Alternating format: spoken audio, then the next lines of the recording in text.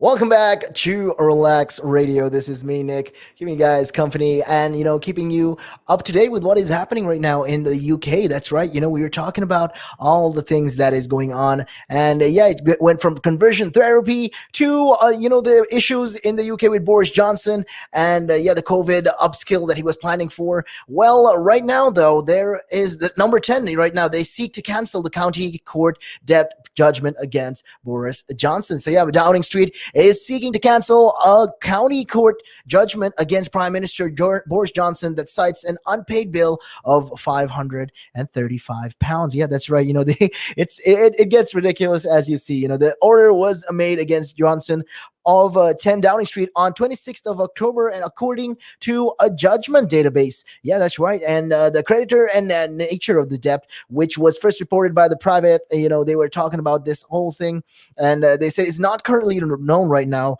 what the whole nature of this whole debt is. And the Downing Street spokesperson said the claim against the Prime Minister was without a merit. So the spokesperson added, an application will be made for an order to set aside the default judgment, to strike out the claim, and for a declaration that the claim is totally without merit. So county court judgments are issued in England and Wales when people fail to repay money they owe. So they say if you get a judgment, this means that the court has formally decided that you owe the money, according to a government website. Yeah, well, a bailiff may visit your home if you do not pay your debts, the website was warning people on. And banks and loans can also use the information to decide whether to issue credit or a loan. So if you're late with your payments, you could be taken back to court and you may have to pay extra costs. So anyone who has had a county court judgment against them can apply for it, for it to be canceled or set aside in the legal language, but they must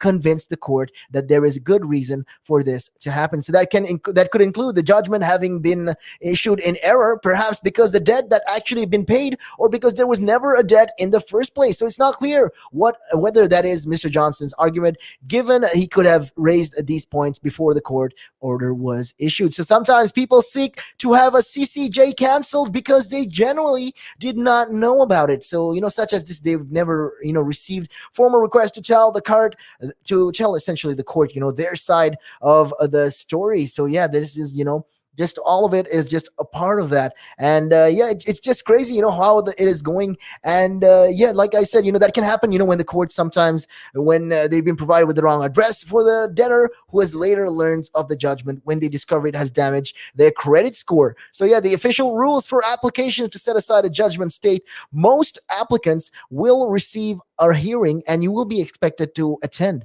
So the court will allocate a hearing date and time for the application. So please indicate in a covering letter any dates that you are unavailable within the next 6 weeks. So the application must come with some kind of statement of truth explaining why the judgment should be set aside. So the Prime Minister could also instruct a lawyer to appear for him. So applicants could also ask the court to consider waiving the £100 fee if it would cause them undue hardship. That's right, and if it's going to cause them a lot of hardship, well, this is just all part of it, and this is something that they wanted to be addressed as they are talking about it. And since all of this is going on right now, like even with the pandemic in the country and the nation, there's a lot of these problems arising rather.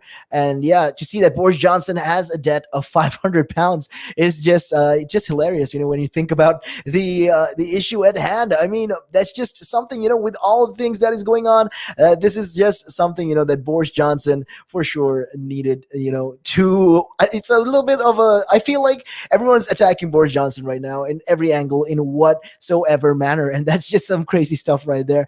But looking at things, the other side of things, we're talking about the coronavirus as well. It's a topic that we always discuss. Well, pets and shopping scams surge during the pandemic. Yeah, that's right. So online shopping scams surged during the pandemic, with police data suggesting people in their 20s were most likely to fall victim. So fraudsters posted these bogus adverts for pets, cars, and caravans to dupe people into handing over money. So romance scams have also risen during the COVID crisis, affecting men and women of all ages. So these recently they were all highlighting the risks, and they've given like a bunch of tips to avoid becoming the next victim while shopping danger. So yeah, in total 389,328 fraud cases were reported by victims in England, Wales, and Northern Ireland in the 12 months to April. So this is all according to figures with reporting service Action Fraud, with total losses from all scams reaching 1.7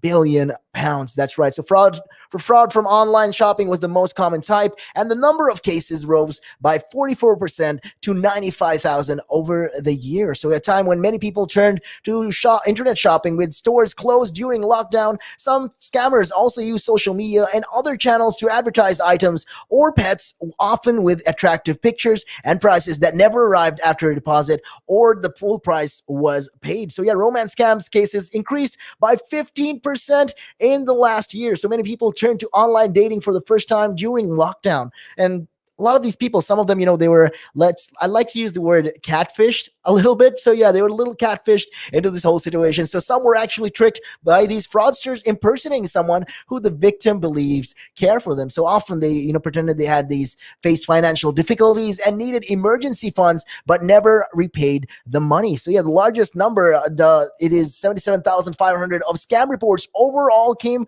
from 20 to 29-year-olds. And the data shows, young people who use the internet connected technology most frequently are being targeted, but the police officers stress that fraudsters are tricking people of all ages. So yeah, investigators also fear that many thousands of predominantly older people are too embarrassed to report becoming victims to scams. So yeah, they're urging anyone who has been tricked to report their case quickly to help catch those behind these schemes. That's right. This is just something that they are trying to address, as it goes along in the, they were talking about all this and how these scammers are, they are doing all these fraudulent things. And the key tips, to avoid all of this is, to avoid falling victim to such of these scams, according to the National Cyber Security Center, they include using a strong and separate password for your email, creating strong passwords using 3 random words, and saving your password in your browser. So there's also, turning on 2-factor authentication. So it's the 2FA, updating your devices and backing up your data. So while all these cannot prevent all scam attempts, they should be able to help to make your technology more secure. So wait, when you think about it, why passwords, creating strong passwords, the best way I'd like to think about it is, you can find different ways to implement this. And one of the things that I learned is, you remember a mnemonic. So you remember a sentence that comes into your mind. You take the first letter of each of those words in that sentence, and then you formulate your password. That's just pretty much how it works, and it's not that hard to even remember your password after that. I mean, people will say, "Oh no, how do I even come up with a big password?" Well, this is how it is, and this is just a better way. The whole point of making passwords harder for it makes it harder for you to remember sometimes. Yeah, it might seem hard in the beginning, but that's just how it is. Look, because when end of the day, when your information is at stake, you got to make sure you use an authentic lock, because that's just how important it is. So, like I said, a survey of 2,000 people by card issuer found out that 90% of those asked have become first-time victims of fraud in the past 12 months, a significant increase compared with a year earlier. So yeah, this figure rose to 31% among 18 to 34-year-olds. Yeah, that's right. This is, that's so what happened right now. And that is some crazy stuff. And the Action Fraud is the service to report scams too. And if you guys have, any problems with that, you can always call them and check on them. And there's this citizens advice and all of that.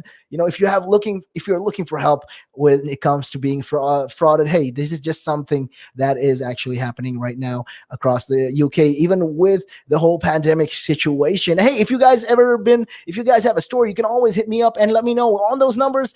07852-473-473. That's right. You can always feel free to call me up and let me know, what your thoughts are on the matter. But with that being said, it is about that time of the day for me to head on out of here and make way for my buddy Matthew, who'll be keeping you guys company on the vibe. So make sure you guys, keep it locked right here on Relaks Radio, RELAKS, because we don't believe in the X, we believe in all the positivity. And with that being said, you can catch me again tomorrow, same time, same place. My name is Nick, and I'm out of here. Peace and much love.